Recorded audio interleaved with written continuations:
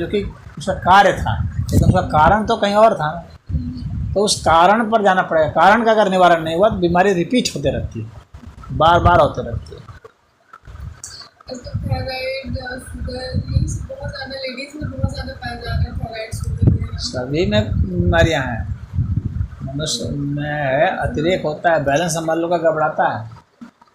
हाँ, रात को जैसे बहुत देर तक जाग गए, बैलेंस गड़बड़ाता है। चाहे आपका जो भी कारण हो, पर बहुत काम है, बहुत काम है मतलब पैसे की ज़रूरत है, मतलब लोभ है। 100 बात की एक बात। तो भाव भाव कहाँ गया? भाव लोभ में गया। यानी लोभ के कारण वो ज़्यादा काम कर रहा था, ड्यूटी कर रहा था, रात भर घूम रहा था, उसके कारण उसको रोग हो गया।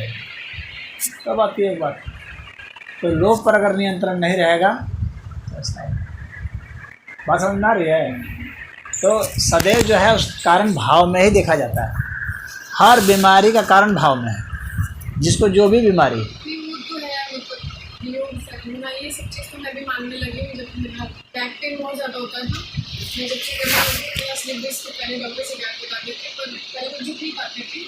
और मुझे बहुत ज़्यादा मतलब इस चीज़ से बहुत ज़्यादा खुशी महसूस होती, तो मैं इस चीज़ में सबसे बिलीव करने लगी हूँ, योगा वगैरह में, एक्सरसाइज में। हाँ, तो अभी तुम अभी फिजिकल लेवल पर ना हो, अभी तो बस धीरे फिजिकल धीरे लेवल एक पर स्टेप हो। इंसान बढ़ेगा ना। हाँ, तो वो जल्दीबाजी ठीक में है। हर चीज़ इकट्ठा नहीं नहीं, करना वो चाहिए। नहीं है, लेकिन अभी तुम फिजिकल लेवल पर हो, तो यह जो है योग का बहुत प्राथमिक चरण होता है। क्योंकि मनुष्य जो है, जो बहुत औसत बुद्धि का है ना, वो शरीर की भाषा, वो मोटी बात समझता है, वो मोटी बात समझता है। तो उसके हिसाब से ही वो कुछ गेस करता है, वो बारीक बात नहीं समझ पाता है। उसके पीछे का कारण, उसकी उस कारण के पीछे का कारण उतना वो सब नहीं समझता है। तो मोटे स्तर पर समझता है, हाँ ये हो गया, बस इसके कारण हो गया, बस ठीक है चल गया, मोटे तौर पर वो जान गया। लेकिन वो सब सारे कारण किस लिए थे? तो इसके लिए ही धर्मशास्त्र का अध्ययन किया जाता है। जब पढ़ोगे तो सब पता चलेगा कि अच्छा इसलिए। और तब फिर साधना की जाती है कि कैसे हम उस कारण को काबू में कर सकें, और उन कारणों पर, उस भाव पर जो महारत हासिल कर लेता है उसी को सिद्ध कहा जाता है। ये सिद्ध हो गया। और जो भी कर रहा होता है उसको साधक कहते हैं। साधकों में भी बहुत कैटेगरी होती है, जो अभी फर्स्ट स्टेज पर है, कोई सेकंड स्टेज पर है, थर्ड स्टेज पर, अलग अलग लेवल है। तो जैसे जैसे उसमें प्रवेश करोगे वैसे वैसे समझ में आने लगेगा कि इन सब का रूट कॉज क्या है, तुम्हारे शरीर धारण करने का ही, तुम्हारे जन्म लेने का ही क्या कारण है, तुमको ऐसा परिवार मिलने का ही क्या कारण है, अच्छा, एक और क्वेश्चन हर था चीज़ मेरा। का क्या कारण है। तो सब ये चीज़ के बताइए, कारण होते मेरे हैं। ससुराल ये में यहाँ जैसे कि तुक्के में यहाँ कुछ नहीं है। अगर आप बाबा जी हैं उनको मतलब पूछते हैं, और मैं मतलब बचपन से ही मेरे को शिव जी मतलब वो है, तो मेरा उन्हीं में मतलब रहता है कि मतलब ठीक है, मतलब 1 घंटा में बैठ के मतलब वहाँ पे मेरा मन नहीं लगता है, तो मैं फिर मतलब शिव जी को ही पूछती हूँ। और जैसे कि मेरे ससुराल वाले मेरे ही हैं अब, तो उनके जो कि गुरु हैं। अच्छा है।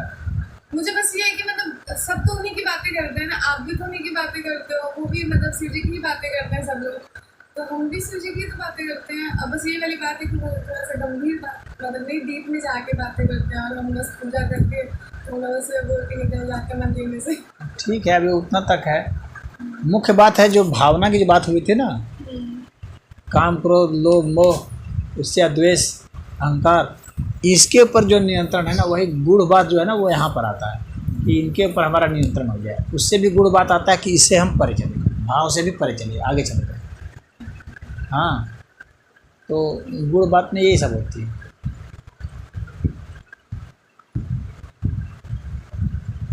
जैसे कि मान लो, उदाहरण के लिए, तुमको जो लगता है ना कि तुम ये नहीं कर सकती, उसको कभी करने की कोशिश करो।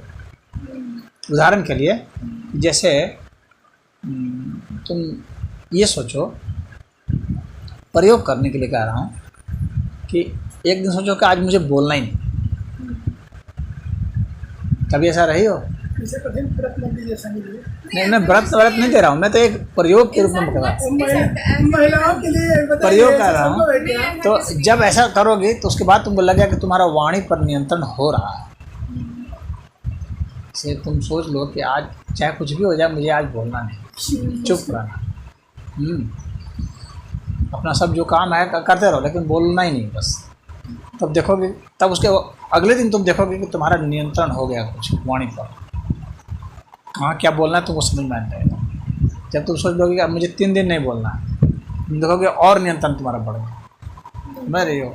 उसी दिन उसी तरह से तुम सोचोगे आज मुझे खाना नहीं खाना है, तुम्हारा नियंत्रण बढ़ जाएगा।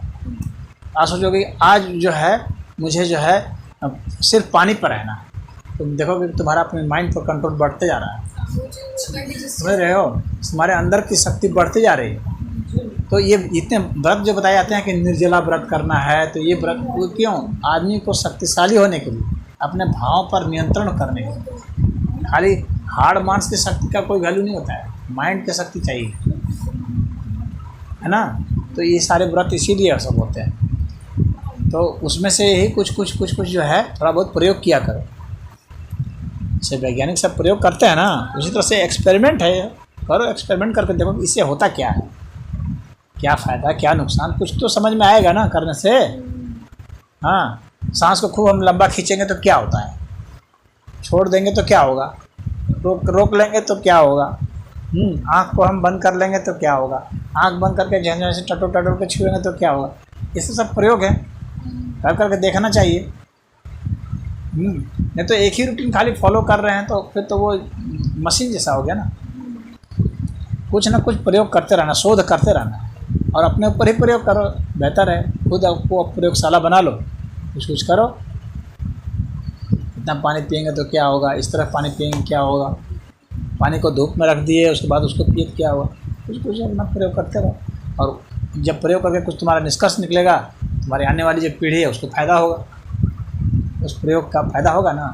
तुम्हारे आस अगल बगल के जो हैं यार दोस्त जो होंगे, माता पिता रिश्तेदार जो हैं, उनको फ़ायदा होगा। तो जीवन में बहुत सारे प्रयोग होते हैं, उसका एक अलग मज़ा आता है। एक्सपेरिमेंट करके जो तुम्हारा रिजल्ट आएगा ना, उसका एक मज़ा दूसरा है।